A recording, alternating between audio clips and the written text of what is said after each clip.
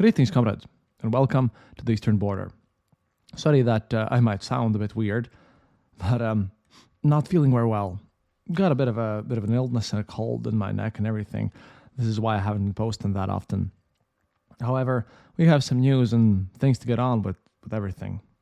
You know, I wanted to focus on how weird it was that everyone in the mainstream media, especially New York Times, and everyone like Erdogan even personally, how everyone instantly decided to believe Hamas without any proof, like just that, which seemed to be very weird because, well, most sane people don't exactly believe, what Kremlin says either. So why would you just instantly believe what Hamas is telling you?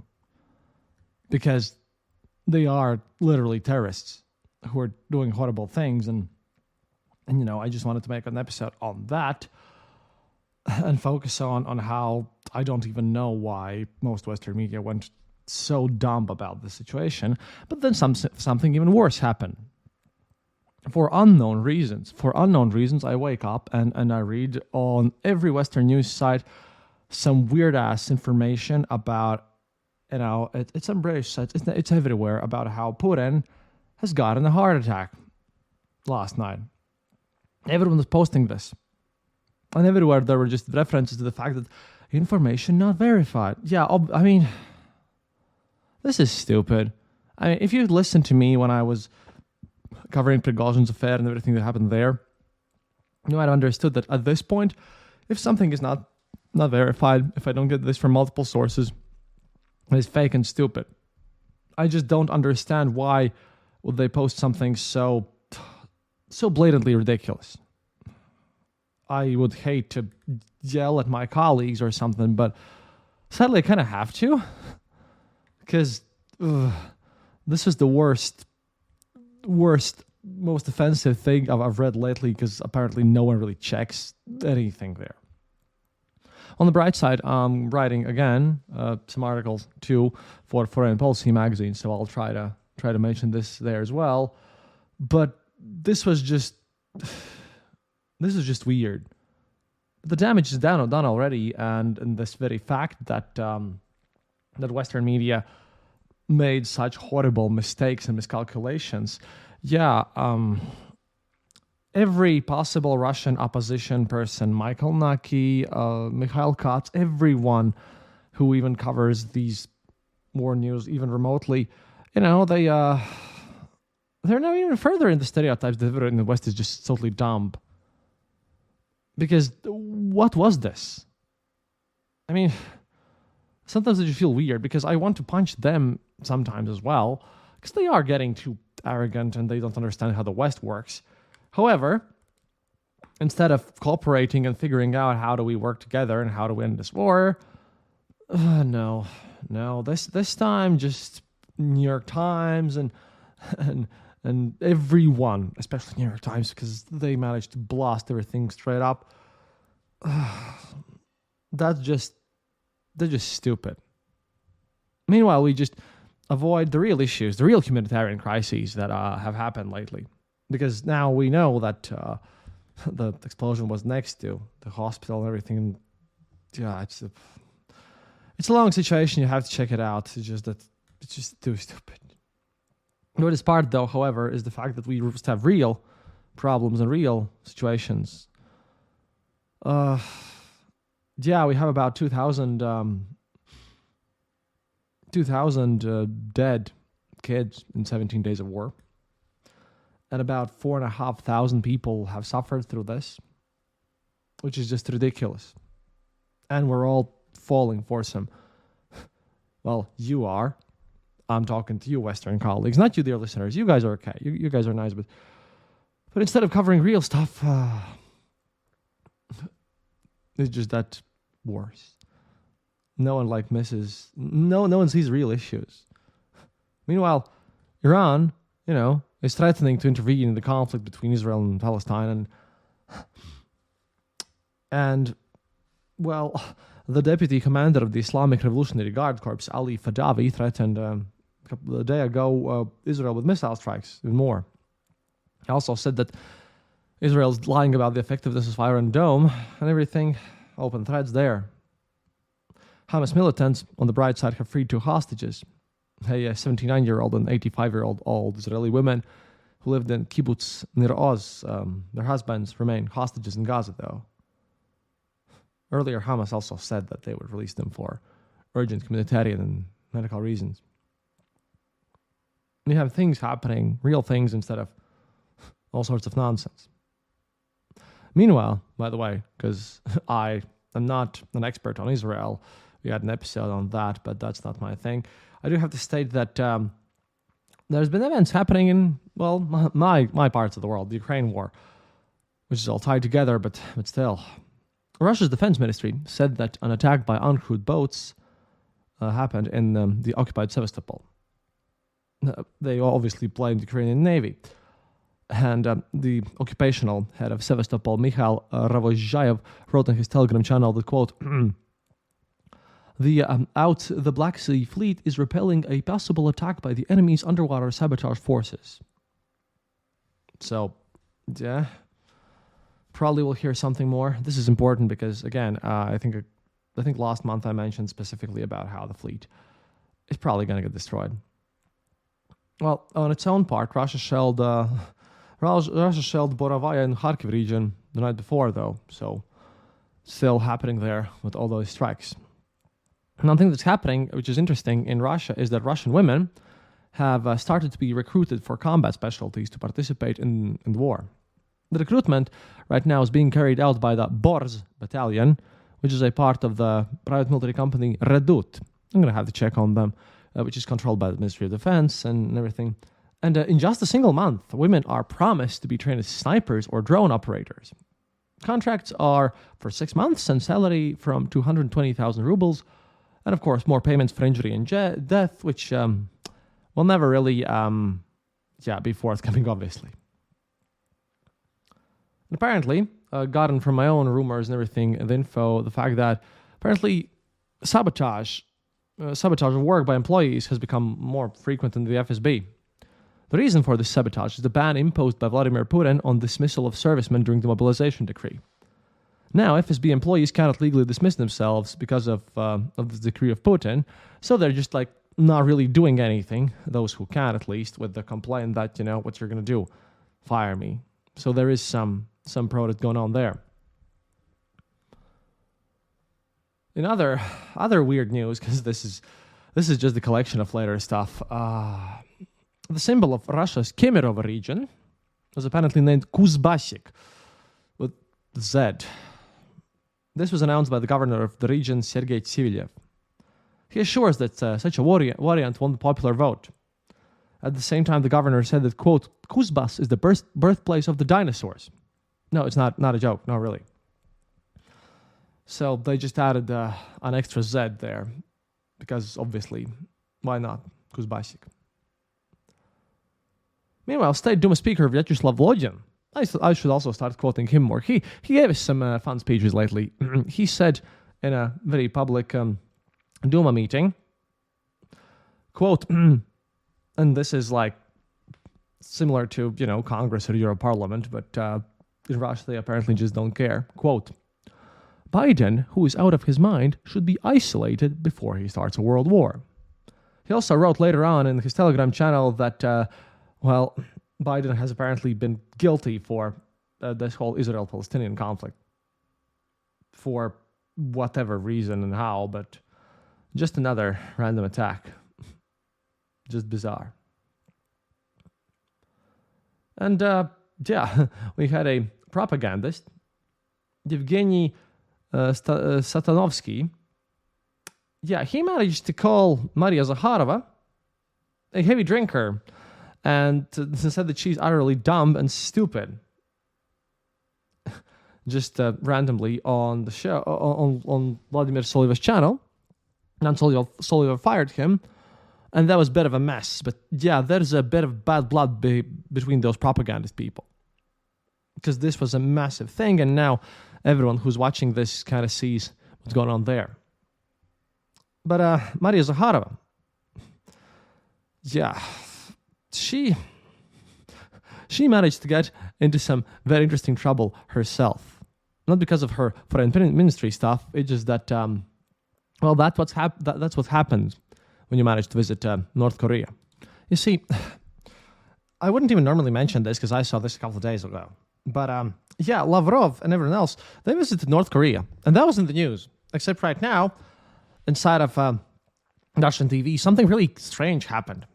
Because Skabeeva, the weird lady who I just want to punch in the face sometimes, but yeah, she managed to even get some complaints in.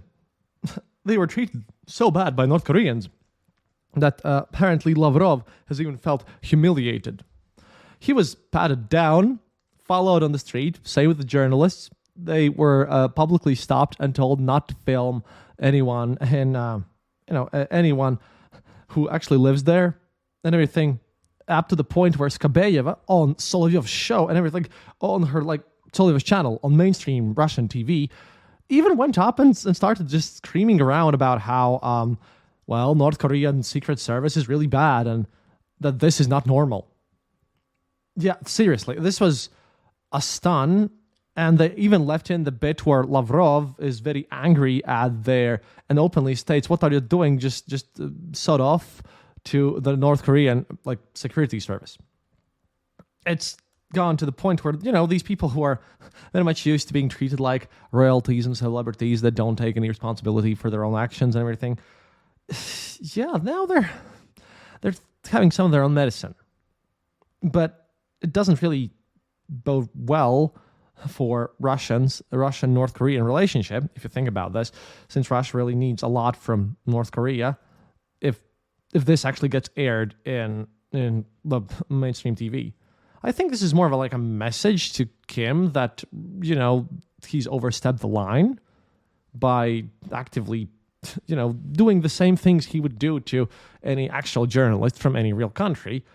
But what I saw in the videos there, it really didn't make Skabeeva even remotely look like an actual journalist trying to do a job, which was a bit of confusing, to be honest. I never expected that I would feel anything for her, but North Korean stuff, that was way worse.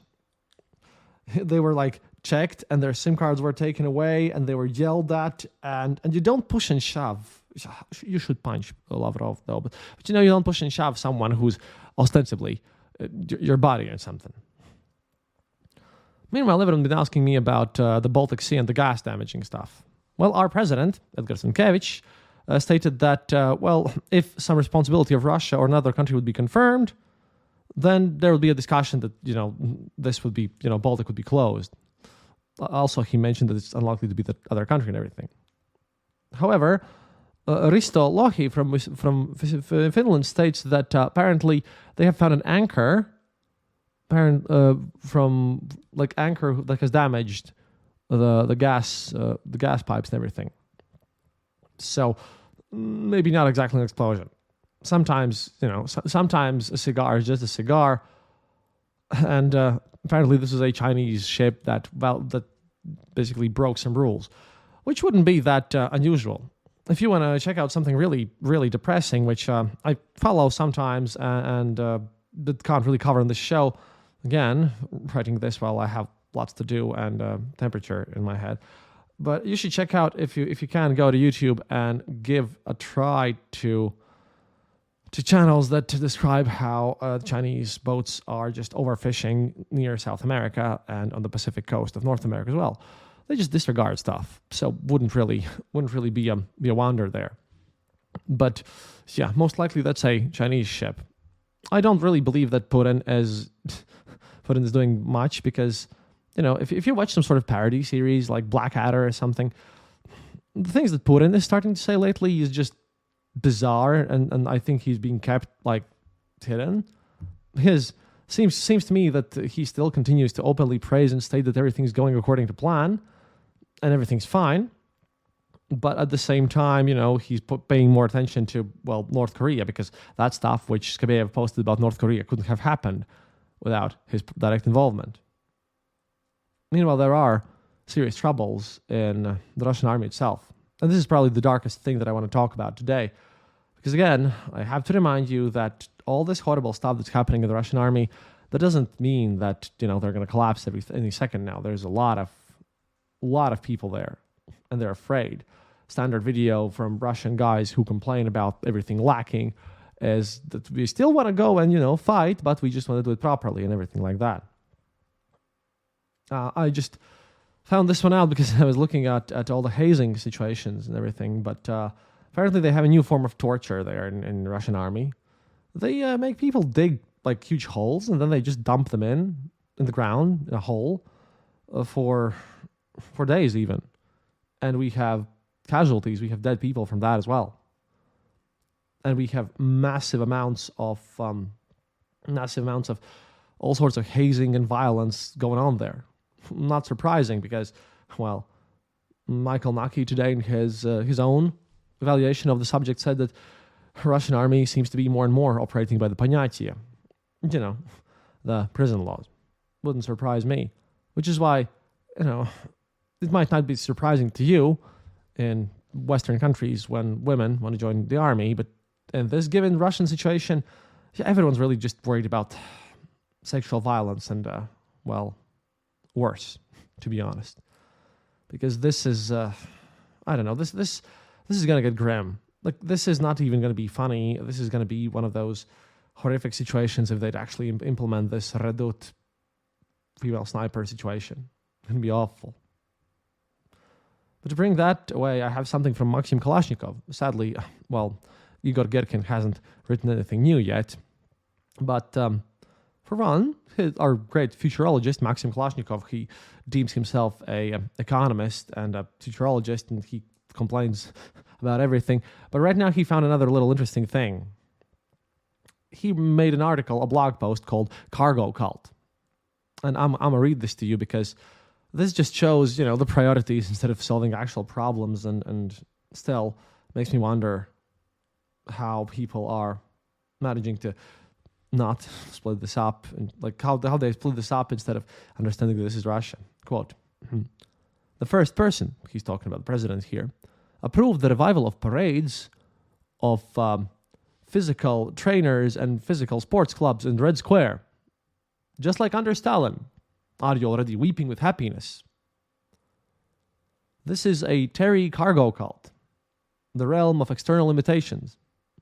The fact that you'll copy the holidays and mass actions of Joseph Vissarionovich, Uncle Cobb as we call him, era, will not change the essence of the current order. Processions of physically strong youth held before 1954 were accompanied by powerful development of domestic industry and science and gulags. But, that's for me, but he's a fanboy, so it is what it is. Huge achievements in development of the country. And again, gulags. Well, what will actually give us the current parades of these physical trainers? Will they carry plywood models of unbuilt factories and import substituting products? All this testifies to the nightmarish crisis of the very meaning of the current system of animators and mass entertainers. It has nothing to offer us but imitations and simulacra. Parades against the backdrop of an extinct state, educating people, bogged down at deadlocked positional war, and an ever-increasing conflict between us and migrants. This whole thing is a mockery of common sense. I want to have a comment here because, yes, more and more the situation that started, I think, it was November last year, when I spotted this first time, but right now this thing about migrants going in there is extremely brutal. Because apparently with ethnic Russians moving away from some regions, again, in various locations, people from Central Asia are just directly doing... There's ethnic conflicts between Muslim population and ethnic Russian population, and there's a mess. And, besides the Ukrainians, apparently there's an ever-increasing xenophobia. Not that there was much to even increase more, but still happening a lot there. So... just shows that my theory is about Russia imploding still going to go strong. Carrying on. They'll bring nothing but the accumulation of anger at the bottom. Yes, they will complete the creation of a planet of pink ponies for the upper classes, but their withdrawal into virtual reality is the direct road to explosion. That is true, so we support it. After all, sooner or later, those who cannot be bought and deceived by simulacra will return to the front. those who will clearly not be, will return from the front, sorry, those who will clearly not be delighted by the words United Russia, the name of Putin's party, if someone didn't know. In such a situation, a sane government should be day and night engaged in a new industrialization, because Maxim Kalashnikov, as a proper futurologist of the pro-war side, is obsessed with turning Russia into a cheap manufacturing country and getting himself totally caught into the middle income trap. You know, it is what it is. But he manages to post some very interesting stuff there. Brutal cults in the consumption of the elite for the sake of deploying the broadest programs to combat the demographic crisis, mobilizing the economy for the sake of victory, and organizing deportations of those migrants who tomorrow could become a bomb under the weak statehood. It's not parades and spectacles that are needed. We need to mobilize a quick crushing of the, as he posts here, Banderovщина. And I'd like to draw your attention there that he specifically mentions these migrants in the same vein as the Ukrainians here. For the longer this war lasts, the more terrible is the crisis developing inside the Russian Federation itself. That is, again, very true from him. Well, and the post-war severe depression is already provided for us. I told you, fools, a prolonged war is always the worst of all disasters. Either blitzkrieg or positional hell with the most disastrous consequences for the nation.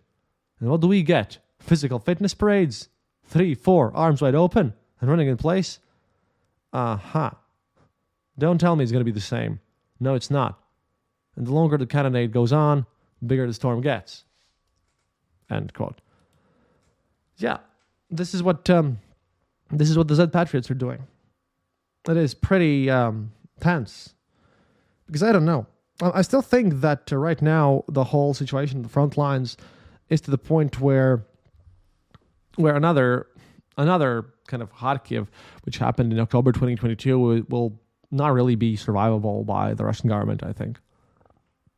I always worry about the whole situation and how my country is going to deal with this. Because today, just again, before recording this, the latest addition to the script was I was watching a Ukrainian report on everything, and, well, there are news from Ukrainian Secret Service that they are actively thinking about, preparing for military action towards the Baltics. Doesn't seem that nice, because I happen to live here and I like it here. And it's all just a mess because, again, this all is happening. Putin is getting senile. The news from the Western side are just often overblown and stupid and not covering the truth at all. Meanwhile, it's a giant humanitarian catastrophe, as Victor can attest to you. I'm going to get him back on the show soon, don't worry. As Victor can attest to you also on the Ukrainian side, especially for the mental cases and everything. And somehow we all are going to have to deal with this, one way or another. Yeah, going to be a bit of a scary decade. But, well, I think, once again, that is always reminding you of the show that if we focus enough and provide enough military help for Ukraine, then we can manage and do things. And the faster this war is over, the better for all of us. And that shall be it for today. До свидания, товарищи, and I'll be a bit more clear-headed next time. Please, if you can, consider becoming a Patreon of mine. That would be really nice. I lost a couple of you lately. I understand times are tough for everyone. But, pretty hard for me as well. At least getting some things written out. And, health and trying to get married and everything. And if you don't like that, you can always just click the donate button on theeasternborder.lv, which would be much, much appreciated. Thank you, everyone, for already supporting the show. We'll have some more interviews soon, and I'll get back to making news more often then. До свидания, товарищи. As always, remember, happiness is mandatory.